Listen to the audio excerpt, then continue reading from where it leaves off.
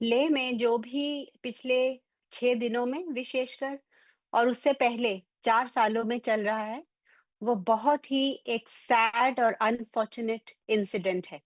लेह के लोगों से ज़्यादा कोई इतना शांति प्रिय, पैट्रियोटिक, नेशनलिस्ट नहीं है। ये गवाह है हिस्ट्री कि चाहे वो कारगिल का वॉर हो और उसके पहले पहले लद्दाख स्काउट्स हो या एक common person on the street को जो भारत से प्यार है और जो देशभक्ति है, वो मतलब सराहनीय है। तो फर्स्ट ऑफ ऑल ऐसे रीजन में कर्फ्यू लगाना is absolutely wrong and we condemn it. Secondly, इस कर्फ्यू का ये कॉज बताना कि यूथ ने प्रोटेस्ट किया, ये second thing is what we condemn, because youth उस दिन शांति प्रिय तरीके से प्रोटेस्ट कर रहे थे। अगर सीआरपीएफ ने टीयर गैस नहीं चलाई होती तो ये एक बहुत पीसफुल प्रोटेस्ट होने जा रहा था, क्योंकि हमारे इंस्टीट्यूशन के स्टाफ और स्टूडेंट्स ने हमसे लीव मांग के वहां जाने के लिए रिक्वेस्ट किया था।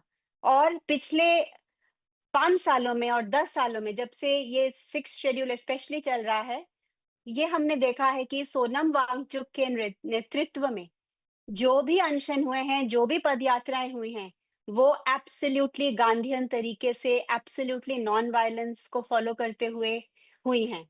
सोनम वांगचुक सिर्फ एक साइंटिस्ट नहीं है, वो एक युवा पीढ़ी के इंस्पिरेशन भी हैं।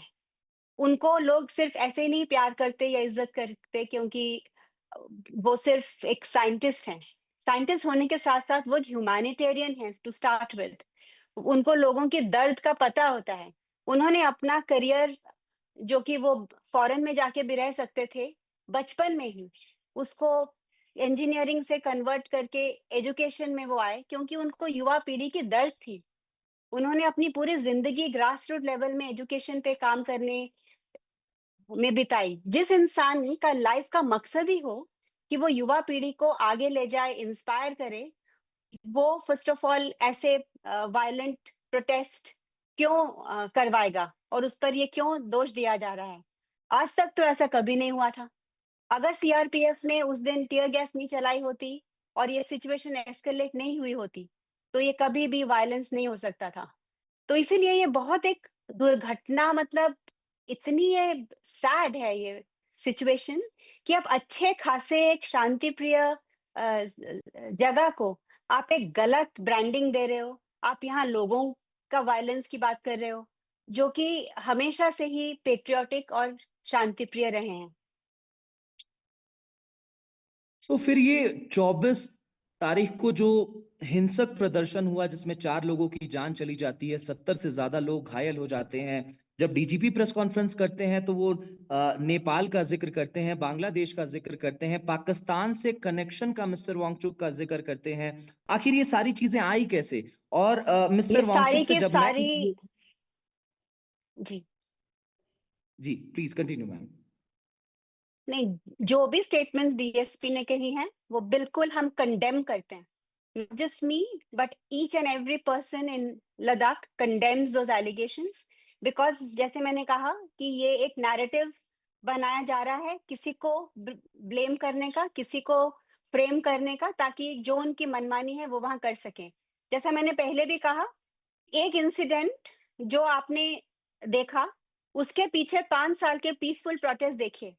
जो इंसान वो पाथ फॉलो कर रहा है, वो ये कभी नहीं होने देगा। ये जो भी हुआ, ये बहुत अनफॉर्च्यूनेट है क्योंकि इसमें सीआरपीएफ को, जैसे मैंने पहले भी इंटरव्यूज में कहा है कि हम ये क्वेश्चन पूछते हैं कि किसने सीआरपीएफ को गोली चलाने के लिए ऑर्डर्स दिए? अपने ही लोगों पे, अपने ही सिटीजन्स पे कौन गोली चलाता है? स्पेशली ऐसे इलाके में जहाँ कभी भी कोई भी हिंसापूर्वक प्रदर्शन नहीं हुआ है। उस दिन भी आपका क्वेश्चन जब हमने थोड़ा मैं सही, डीजीपी से ये सवाल पूछा था मैम, तो उन्होंने कहा कि नहीं क्या 1 मिनट, सेल्फ मैं प्रोटेक्शन। नहीं, मैं पहले आपका क्वेश्चन जो था मैं उसमें थोड़ा उसको चेंज करना चाहूंगी। आपने जो कहा प्लीज। हिंसा पूर्वक प्रदर्शन, प्रदर्शन हिंसा पूर्वक नहीं था शुरू में।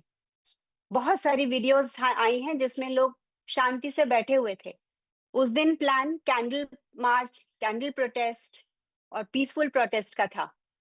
अगर कोई इसको रिस्पेक्ट नहीं करते हुए टियर गैस चलाता है, तो फिर इससे स्टूडेंट्स ने स्टोन पेल्टिंग शुरू की और उससे ये आगे एस्केलेट हुआ।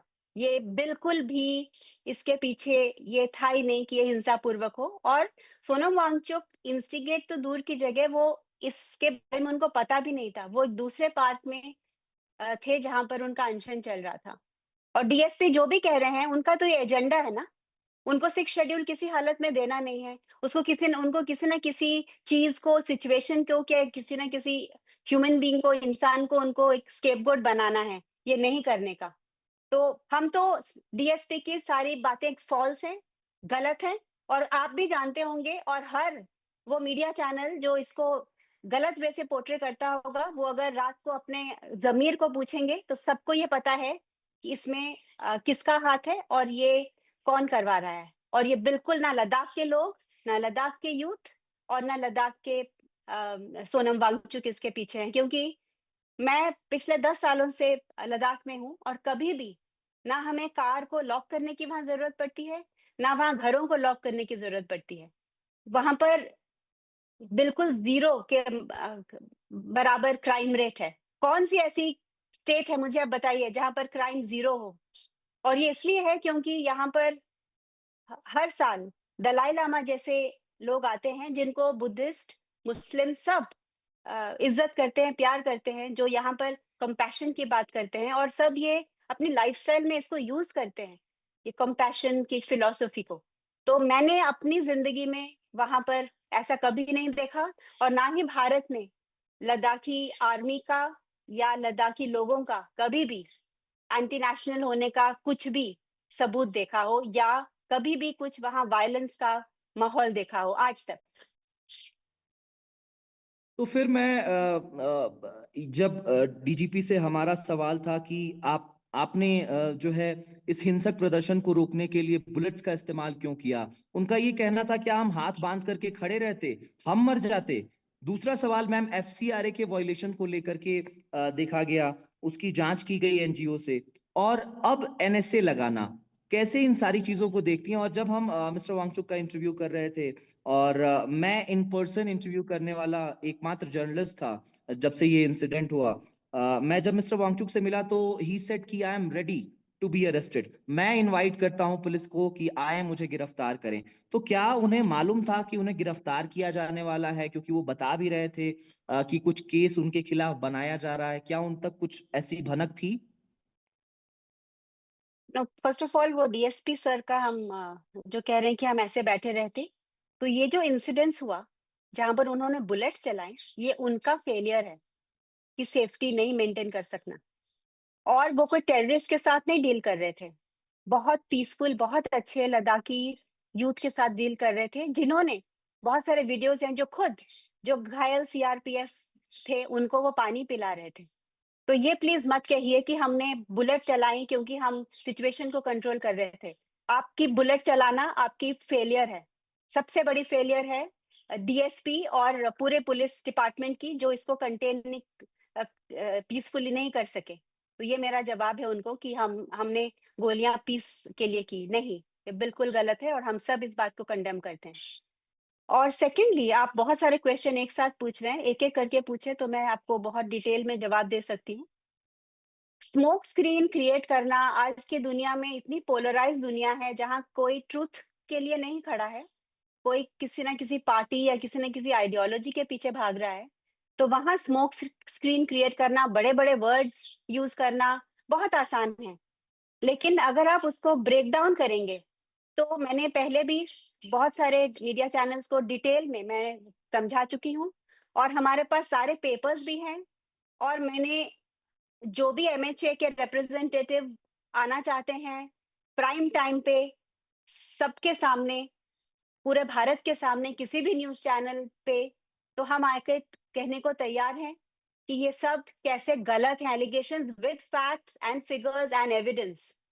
तो आप एफसीआरए के बात कर रहे हैं, तो एफसीआरए फर्स्ट ऑफ ऑल हयाल का था ही नहीं, क्योंकि जब हमने अप्लाई किया तभी सोनम ने अपना अनशन शुरू किया था और ये हमें एफसीआरए की धमकी दे रहे थे कि अगर आप ये करते रहेंगे तो हम आपको एफसीआरए नहीं करके देंगे। तो सोनम ने कहा हमें नहीं चाहिए एफसीआरए, क्योंकि हम self sufficiency, local self sufficiency पे चलते हैं। हम उन बहुत कम एनजीओज में से आते हैं जो सिर्फ फंडिंग पे डिपेंड नहीं करते, क्योंकि हम एक किसी इशू पे काम करते हैं और हम अपने फंड्स खुद जनरेट कर सकते हैं, और हम एफसीआरए के बिना या हो या ना हो हमें फर्क नहीं पड़ता। लेकिन सोनम जिस वैल्यू के लिए खड़े थे, जो कि लद्दाख में डेमोक्रेसी, इसमें इतनी आर्ग्यूमेंट हो क्यों रही है, मुझे तो ये नहीं समझ में आ रहा। सबसे पहले बीजेपी को ये आंसर देना चाहिए कि आप नंबर वन जिस मैनिफेस्टो पे आप जीतते हो, आप वो क्यों नहीं करते हो। ये पहले हमें बस बस इसका वो आंसर दे देना कि अगर इतना ही डेवलपमेंट का इशू था या प्रोटेक्शन का इशू था या जो भी अभी वो मनगढ़ंत चीजें बता रहे हैं, तो जब इलेक्शन मैनिफेस्टो लिखने का टाइम आया था तब नंबर वन में सिक्स शेड्यूल लिखा क्यों था? लोगों को गुमराह करने के लिए, वोट बटोरने के लिए सिर्फ। और उसके बाद अभी क्या हो रहा है? पहले तो वही आंसर दे देना कि जिसके इट्स लाइक आपने किसी को चेक दिया और वो बाउंस हो गया। आपको आंसर देना चाहिए ना कि क्यों आपका चेक बाउंस हुआ, कि जिसका जो बेनिफिशियरी था उसको आंसर देना चाहिए कि उसका चेक क्यों बाउंस हुआ। ये कहाँ का इंसाफ है, मुझे आप ये बताइए।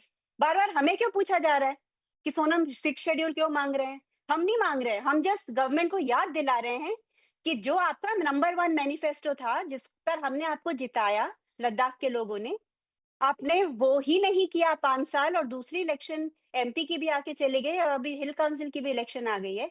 दोनों इलेक्शंस में आपने नंबर वन नंबर टू में आपके टॉप एजेंडास थे लोगों को कहने के लिए कि हम आपको सिक्स शेड्यूल देंगे। तो सोनम तो गवर्नमेंट भी हेल्प कर रहे हैं। पिछली बार भी वो गवर्नमेंट को ये समझा रहे थे कि अगर आप इस पे अमल नहीं करेंगे तो आप हार जाएंगे, और वो सही निकले। पिछली बार एमपी इलेक्शन में बीजेपी हार गया। अभी वो दोबारा ये कहने की कोशिश कर रहे हैं कि आप ये हिल काउंसिल इलेक्शन भी हारोगे, क्योंकि अगर आप लोगों के दिल की बात जो है वो चाहते हैं आप नहीं करोगे। तो उनको विलन क्यों बनाया जा रहा है इसके लिए? वो तो वेल विशर होने चाहिए। अकबर के कोर्ट में जो नवरत्न थे, वो अकबर को यस मैन नहीं थे। वो थे जो उनको सही मिरर दिखा सकते थे। अगर उनके हमारे बेस्ट फ्रेंड्स वो होते हैं जो हमारे सहृदयी हो, हमारे अच्छे क्रिटिक्स हो, जो हमें सही रास्ता बताएं। तो गवर्नमेंट को सोनम को अपना सहृदयी मानना चाहिए, अपना एक वेल विशर मानना चाहिए, अपना एक अच्छा क्रिटिक मानना चाहिए जो उनको पिटफॉल में गिरने से बचाने की कोशिश कर रहा है। और ये नहीं करके बिना ये समझे और कुछ उसके लिए ना लद्दाख के लिए, ना एम्प्लॉयमेंट के लिए यूथ, ना शिक्षण करके आप उनको फ्रेम करने की कोशिश कर रहे हो, आप उनको एंटी नेशनल बनाने की कोशिश कर रहे हो। ये तो एक मजाक बन के रह गया है। जो इंसान सारे generals, core commanders, army officers के साथ उठता बैठता था, जिनको आर्मी भी प्यार करती थी और जो आर्मी के लिए इतना हार्डवर्क करके उनके लिए जवानों से लेके ऑफिसर्स के लिए जो सोलर शेल्टर्स बनाते थे ताकि वो कंफर्टेबली रहें, किस एंगल से वो आदमी एंटी नेशनल हो सकता है?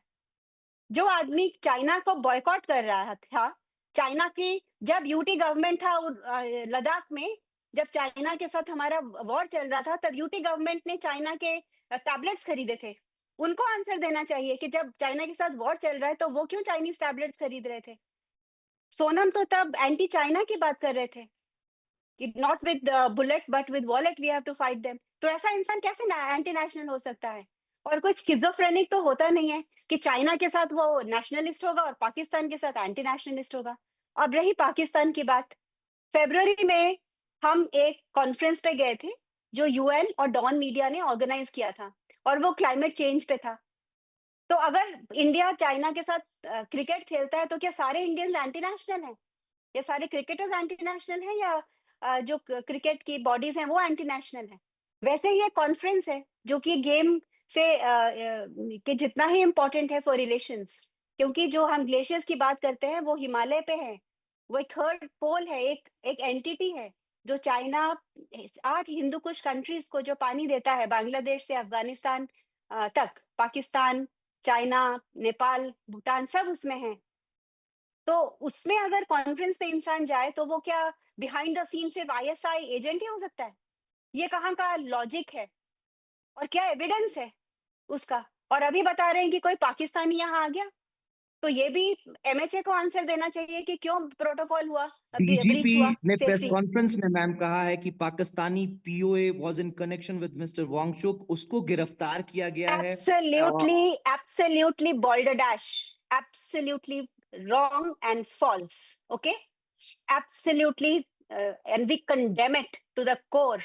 Because my question is this: a person who is working for environment, who's working for army, who has given up his career to work at the grassroots level for the youth, who is recognized by the world, by India, forget the world and India, इस very government ने हमें एक ministry of energy mister R K Singh जब energy minister थे, उन्होंने हयाल को first prize दिया to make passive solar heated buildings, जो कि आर्मी यूज कर रही है। इसी गवर्नमेंट, ये गवर्नमेंट क्या पहले क्या था, फिर अंधी थी, इनको दिखाई नहीं दे रहा था कोई एंटी नेशनल को अवार्ड दे रहे हैं।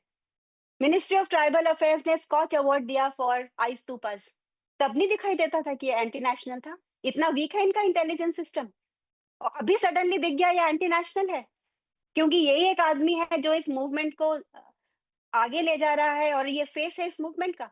पर ये मत समझिए कि सिर्फ सोनम वांगचुक सिक्स शेड्यूल चाहते हैं, पूरी लीडरशिप सोनम वांगचुक के पीछे है, हर लद्दाखी सोनम वांगचुक के पीछे है, और पूरा देश सोनम वांगचुक के पीछे है, क्योंकि वो जस्ट लोगों की आवाज गवर्नमेंट तक पहुंचाते आ रहे हैं।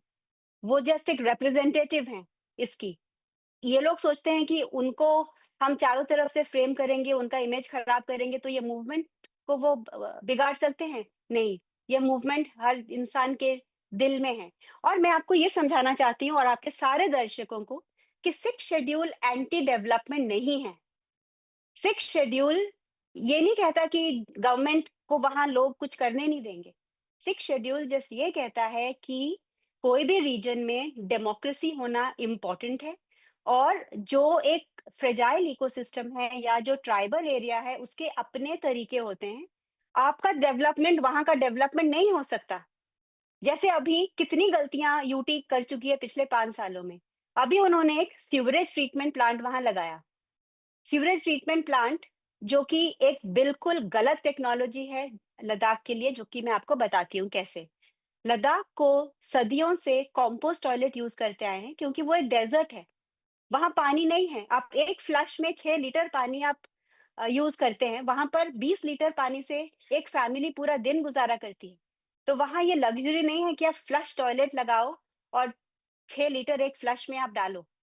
तो वहां पर सदियों से जो इंडिजिनस नॉलेज सिस्टम्स है, जो ये गवर्नमेंट बात करती है और जिसको हम रेस्पेक्ट करते हैं और हम भी फॉलो करते हैं, ये जो इंडिजिनस नॉलेज सिस्टम्स यही कहते हैं कि हम वेस्टर्न टेक्नोलॉजीज को नहीं यूज करें, पर जो सदियों से वहां पर चल रही है प्रथा, उसी को कैसे हम आगे ले जाएं इनोवेशन के द्वारा, कटिंग एज टेक्नोलॉजी के द्वारा। तो जो कॉम्पोस्ट टॉयलेट है, वो वहां आपको फ्लश करने की जरूरत नहीं होती।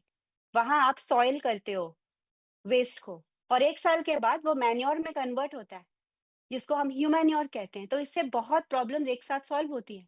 ना आपको फ्लश करना पड़ता है पानी, क्योंकि डेजर्ट है, वहां पानी है ही नहीं, पीने के लिए नहीं है। सेकेंडली, वहां ग्रीनरी नहीं है जहां मल्चिंग हो और सॉइल बेटर हो।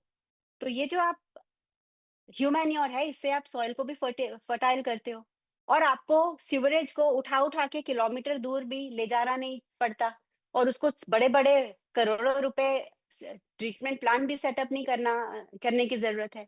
इसको जो एसटीपी वहां सेटअप किया गया है, वो इतना एक फेल्ड प्रोजेक्ट है यूटी गवर्नमेंट का। सारा उसका जो वेस्ट है वो विलेजेस में जा रहा है। तो सोनम वांगचुक का बस यही कहना है कि सिक्स शेड्यूल से और डेमोक्रेसी से, लेजिस्लेचर से, वहां के लोग खुद डिसाइड करेंगे कि वो किस टेक्नोलॉजी से आगे जाना चाहते हैं, क्या डेवलपमेंट करना चाहते हैं। आप उनकी आवाज सुनिए, आप बाहर से आके अपने आइडियाज मत थोपिए, और अपने आइडियाज ऑफ डेवलपमेंट मत थोपिए। बस यही है जो सिक्स शेड्यूल कह रही हो। इसमें गलत क्या है? एक डेमोक्रेसी आप कहते हो, मदर ऑफ डेमोक्रेसीज, और एक लद्दाख जैसे इतने सेंसिटिव एरिया में, जो इकोलॉजिकली सेंसिटिव है, जियो पॉलिटिकली सेंसिटिव है, पाकिस्तान और लद्दाख दोनों तरफ वो टच करता है, सेफ्टी के हिसाब से इतना सेंसिटिव है। तो वहां पर आप लोगों को साथ लेके क्यों नहीं चलोगे? कौन एंटी डेवलपमेंट है? जिस सोनम से ज्यादा प्रोग्रेसिव कोई नहीं है। 35 साल पहले जब किसी को पता भी नहीं था कि फोटोवोल्टेक्स इंडिया में, तब सेक्मॉल जैसे दूर दराज के इलाके लद्दाख ऑफ ग्रिड कैंपस था जहां पर फोटोवोल्टेक्स थे। आज जो कनाडा और अमेरिका को पता नहीं है कि बिना फॉसिल फ्यूल के आप गर्म रख सकते हो अपने कमरे -20 में, वो टेक्नोलॉजी सोनम ने इनोवेट की है। तो वो किस एंगल से वो प्रोग्रेसिव या डेवलपमेंटल नहीं है, मुझे ये बताइए। पर बिना मैं वहाँ 10 सालों से रह रही हूँ और मुझे अभी थोड़ा-थोड़ा समझ में आ रहा है कि लद्दाख का कल्चर क्या है, वहाँ की फिलॉसफी क्या है। वहाँ पर बहुत लोगों ने काम किया है लोगों के साथ मिलके और यहाँ पर आप 2-2 सालों के लिए एक-एक गवर्नर चेंज कर रहे हो, एक-एक कमिश्नर चेंज कर रहे हो, जिनको कुछ पता है नहीं वहाँ ग्राउंड लेवल और वो पॉलिसीज़ बना रहे हैं, वहाँ बहुत सारे डिसीजंस ले रहे हैं, जो कि लॉन्ग टर्म लद्दाख के इंटरेस्ट में नहीं है। सोनम जैसे इंसान को के सारे इनोवेशंस गवर्नमेंट यूज तो कर रही है, चाहे वो एग्रीवोल्टिक का हमारा प्रोजेक्ट हो जहां सोनम ने फोटोवोल्टिक्स के नीचे घास उगाने के लिए एक सक्सेसफुल प्रोटोटाइप बनाया है हयाल में, ताकि गवर्नमेंट उसको स्केल अप कर सके, ताकि चांगतांग में जब वो गाइगावॉट्स ऑफ पावर लगाए तो वहां पर डिस्प्लेसमेंट ना हो हर्डर्स का। इनफैक्ट हर्डर्स इसको वेलकम करें ताकि उनको नीचे से फॉडर मिलता है। तो ऐसे इनोवेशन सोनम करते हैं जो कि डेवलपमेंट को एक हार्ट देता है। नो डेवलपमेंट को एक एम्पैथेटिक डेवलपमेंट हमें चाहिए, माइंडलेस और कैपिटलिस्टिक और प्रॉफिटियरिंग वाली नहीं डेवलपमेंट चाहिए। हमने बुरा हाल करके ऑलरेडी रखा हुआ है, चाहे वो हिमाचल हो, चाहे वो उत्तराखंड हो, चाहे वो अभी नॉर्थ ईस्ट हो। एक जगह है जो सुंदर है, जो पूरा भारत वहाँ और वर्ल्ड वहाँ आता है, तो उसको हम एटलीस्ट ऐसे डेवलप करें कि development is not equal to destruction. Can there be a development? Sonam का बस यही क्वेश्चन है कि क्या एक ऐसा डेवलपमेंट पॉसिबल है जो कि विन-विन हो? नहीं तो हर जगह हुँ। हमें development is equal to destruction ही दिखता है।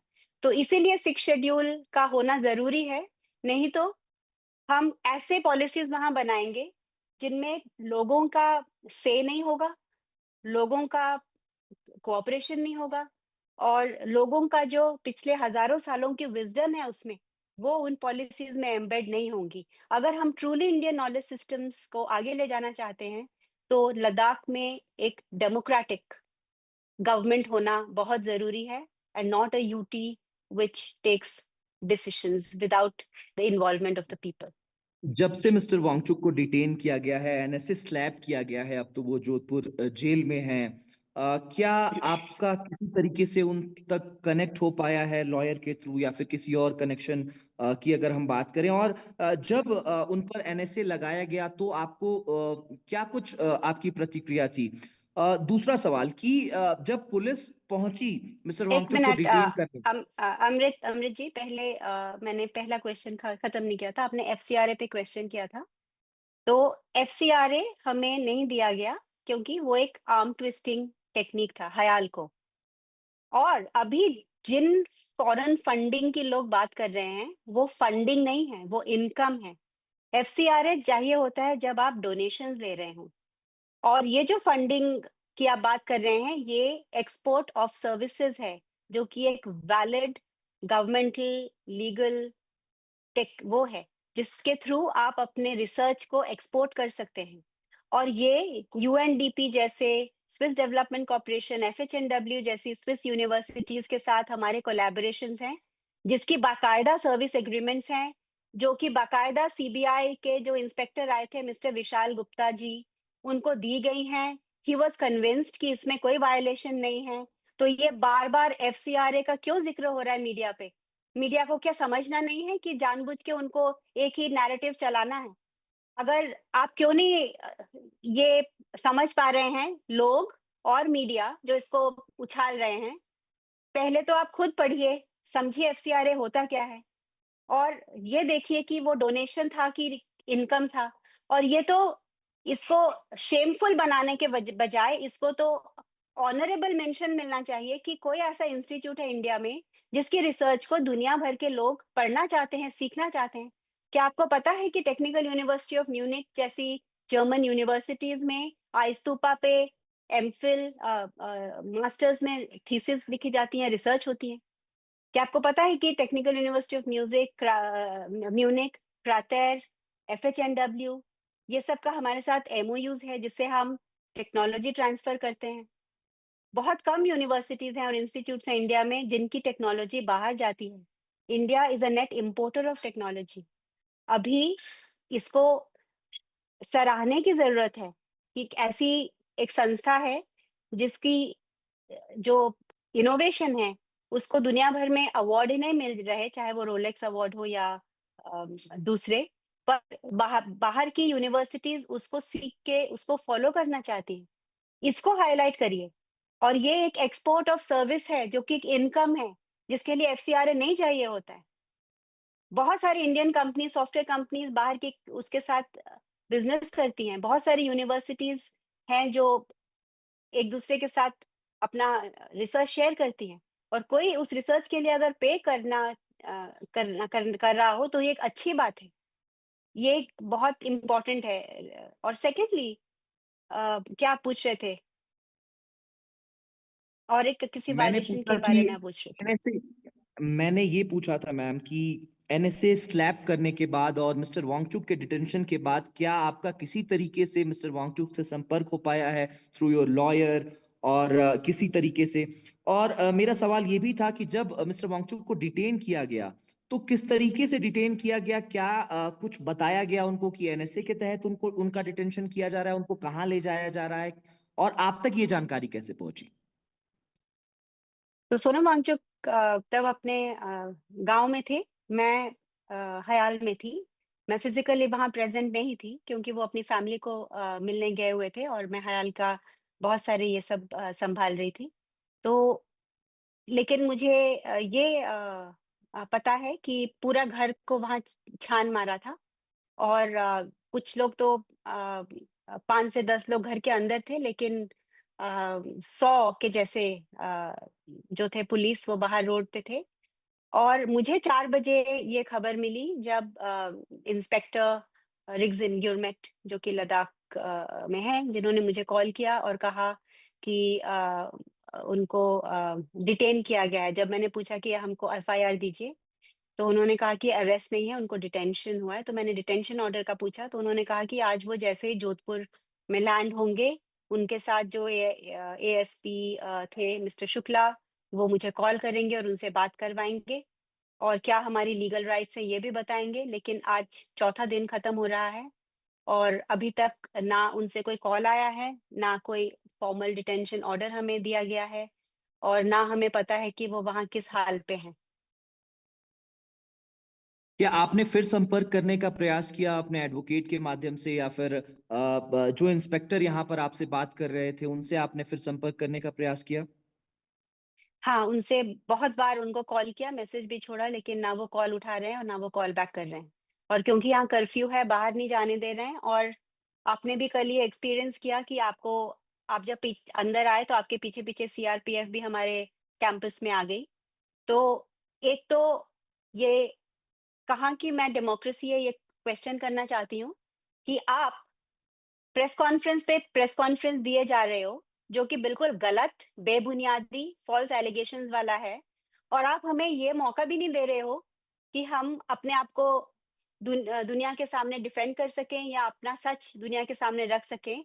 आपने ऑलमोस्ट हाउस अरेस्ट में हमें रखा हुआ है, जिसको कि कोई भी आता है, जाता है, उनको क्वेश्चन किया जाता है। कल हमारे स्टाफ और स्टूडेंट को पकड़ के ले गए और पुलिस कस्टडी में रखा ओवरनाइट। और बहुत सारे और युवाओं को बिना वजह पकड़ के लेके जा रहे हैं। ये करना क्या चाहते हैं वहाँ पर? एक अच्छे खासे पीसफुल एरिया को एक ऐसा माहौल क्यों बना रहे हैं? ये बिल्कुल गलत है क्योंकि डेमोक्रेसी ये होती है कि डायलॉग हो और डिस्कशन हो और बेशक डिबेट हो। पर ये oppressive use of power is not democracy. This has to be known. Oppressive जो पावर यूज़ करके एक सिचुएशन का दमन करके ये कहाँ डेमोक्रेसी बिल्कुल नहीं होती, स्पेशली स्पेशली ऐसे रीजन में जिसका कोई वायलेंस का ट्रैक रिकॉर्ड नहीं है और ऐसा इंसान जिसका पिछले 5 सालों से कंप्लीटली पीसफुल प्रोटेस्ट का जिसका वो रहा हो record. तो ये absolutely we condemn it and it has to be revoked There cannot be a curfew to this thing. If you have done something wrong, if CRPF has bullet चलाया है, तो आप डर के शायद ये कर रहे हैं, लेकिन उसकी वजह से एक प्यारे से पेट्रियोटिक और अच्छे रीजन को, जो कि इतना सेंसिटिव है पॉलिटिकली, इकोलॉजिकली, उसको नरक मत बनाइए। एक अंतिम सवाल मैम, जब से मिस्टर वांगचुक का डिटेंशन हुआ है, आज चौथा दिन है, उनके फॉलोअर्स का और उनको ट्रोल करने वाले लोग तमाम चीजें लिख रहे हैं।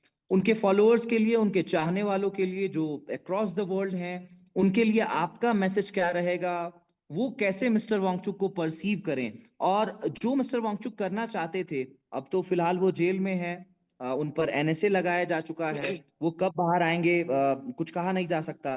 तो उनका जो आइडिया है और वो जो करना चाहते थे, वो अब कैसे आगे बढ़ेगा? उनके फॉलोअर्स के लिए एक मैसेज और इस बारे में आपका जवाब। जो भी सोनम के लिए गलत सोच रहा है, वो जस्ट उनकी, उस इंसान की या उस ऑर्गेनाइजेशन की मेंटल एवोल्यूशन और कॉन्शियस को दर्शाता है। क्योंकि जो भी सोनम वांगचुक की लाइफ को समझेगा और पढ़ेगा, उसको ये ब्लैक एंड व्हाइट में समझ आएगा कि जो इंसान ने अपनी पूरी लाइफ भारत के लिए, युवा पीढ़ी के लिए, एजुकेशन के लिए, एनवायरनमेंट के लिए दी, वो किसी भी एंगल से एंटी नेशनल नहीं हो सकता और एनएसए उसके ऊपर थोपा जा ही नहीं सकता। वो किसी भी एंगल से नेशन की सिक्योरिटी को थ्रेट नहीं है। वो हर एक के लिए एक इंस्पिरेशन है। उसकी ज़िंदगी से, उसके ऑर्गेनाइज़ेशंस से पूरी इंडिया और पूरा वर्ल्ड सीख सकता है। और मैं जस्ट यही कहना चाहूँगी कि सारे हमारे जो समर्थक हैं, पूरे इंडिया में और वर्ल्ड में, मैं आपको शत-शत नमन करती हूँ कि आप हमारे साथ इस घड़ी में खड़े हैं और आप सोनम के लिए लड़ रहे हैं। और जो भी नेसेयर्स हैं और जो भी उनके बारे में उल्टा-सीधा कह रहे हैं, मैं बस उनको यही कहूँगी कि अपनी ज़मीर में झाँकिए, ऊपर भगवान हैं और ये नवरात्रि चल रही है, जहाँ पर हमेशा सच की विजय हुई है। शक्ति इंडिया है, जो कि दुर्गा है, और वो कभी भी झूठ को जीतने नहीं देगी। और भारत का स्ट्रॉन्गेस्ट पिलर है सत्यमेव जयते। वो किसी पार्टी को नहीं देखता, किसी इंसान को नहीं देखता। वो जस्ट देखता है कि जो सत्य के साथ खड़ा है, वो ही फाइनली विजयी है। Thank you.